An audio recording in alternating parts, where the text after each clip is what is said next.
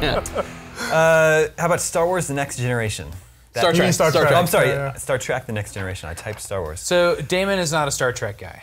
That's okay. Well, I very much like the original series, right? Like in the movies, but I just didn't watch Next Generation. But all three of you guys did. Yeah. And so you and I were talking about this earlier, but like this was the movie that my family all watched together. We like TV gather show. around and TV watch. show. Oh, sorry, No, it's tough. I keep screwing this up. We were just talking about movies. so much stuff. Yeah, no. I don't know what night it aired on, but I do remember even when it was syndicated, we would watch Star Trek: The Next Generation. Yeah, same with my family. I can remember actually anticipating this movie because I had watched, the original series. Yeah. Did I say movie? Yes, you did. It's off the rails, people. This show, I had watched the original series with my family, like in reruns. I wasn't young enough or old enough to watch the. Which was a little boring for me when I was a kid. I loved it. I loved the original series, and so when we got to Next Generation. I was like, who are these new people and how can it be a Next Generation, all these things? Yeah. And we watched Encounter at Farpoint. I can remember, I can specifically remember, the TV we were watching it on. We all huddled around in the living room and, I can actually picture the scene. And it was okay, the first episode, but... The first season's kind of rough. Really. That show picked up a lot of steam, and I think immediately I really liked Worf, and I liked Picard. I liked the holodeck. The holodeck was awesome. Was such a good idea because they could be in any spaceship setting all the time. They wouldn't have to go to a planet to play out something. They could be. And some of the worst episodes are actually in the holodeck, like if they're in a casino or something. Yeah, I don't like those. Well, but it was just a really cool effect.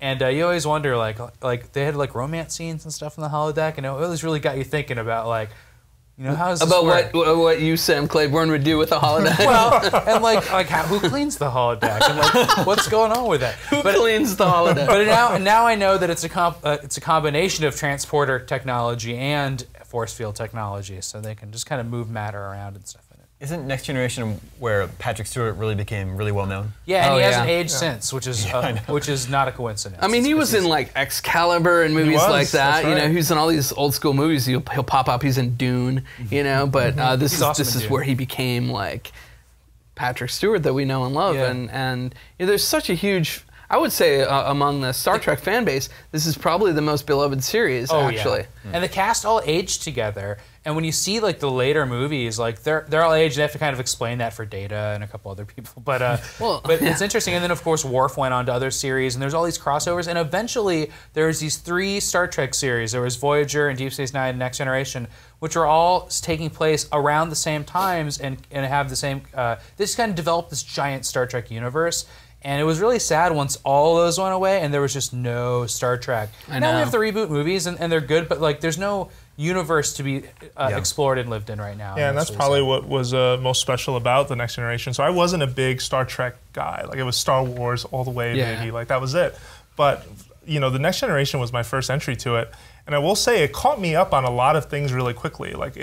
Being a new cast, new adventures, new conflict, new alliances, Klingons and the Federation. Klingons weren't that bad suddenly. Yeah, and they just kind of took all those ideas and ran with it and went in their own direction. I thought it was really cool, and I stayed with it for a really long time, even went back and watched some of the original series just to kind of really try to understand Star Trek. And I felt like it worked on so many levels because it was that next generation, that next idea, next, all of that. For me, it really, Next Generation really got interesting with the Borg. That was where I was 100% on board with it. I love the Borg, all that stuff. Yeah, the Best of Both Worlds was a 2-parter in which Picard gets absorbed into the Borg Collective, and it's remarkably good sci-fi. Yeah. Just not being good Star Trek, it's just great sci-fi. It's wonderful. And then he has PTSD after that for seasons. It's really, really good. Great Do you guys remember, I don't know if it was, I don't think it was the first season, it may have been. They did this one special episode that was about this creature that invaded people's bodies.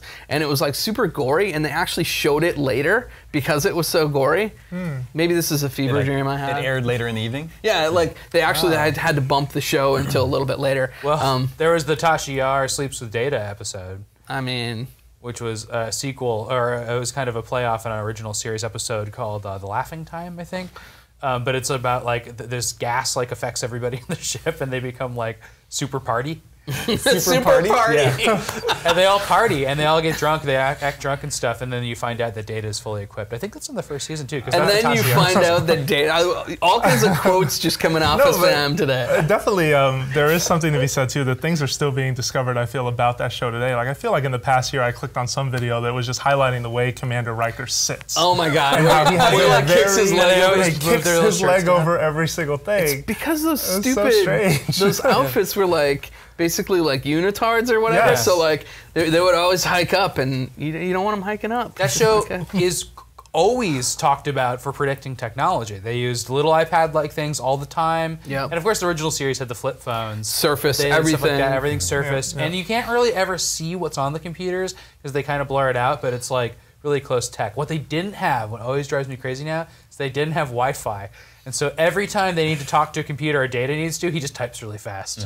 Instead of just like thinking at the computer. Yeah, and in line with They didn't predict Wi-Fi. Yeah, and in line with the movies, it was another evolution on the Enterprise itself, which Yeah. was always cool to see, Saucer like set. what they can do to it, right? Because from the original show to the movies when they changed it to then the Next Generation, it changed a lot. Like it became a lot smoother curves and whatnot, but it looked really cool, and that like pulled me in as well, like as part of it. It was CG. There was nothing on TV that was like that CG-ified at the It's time. true. They budgeted They also shot big models. $1.3 million an episode, which sounds like a lot to me in Yeah, 1987. that's a lot for sure. Yeah, for And if 87 for sure. And like really, I think of TNG as a '90s show. So like I know it was out in '87, but that seems so early. So yeah, to it me. ran for 7 seasons from '87 to '94. Yeah. So yeah.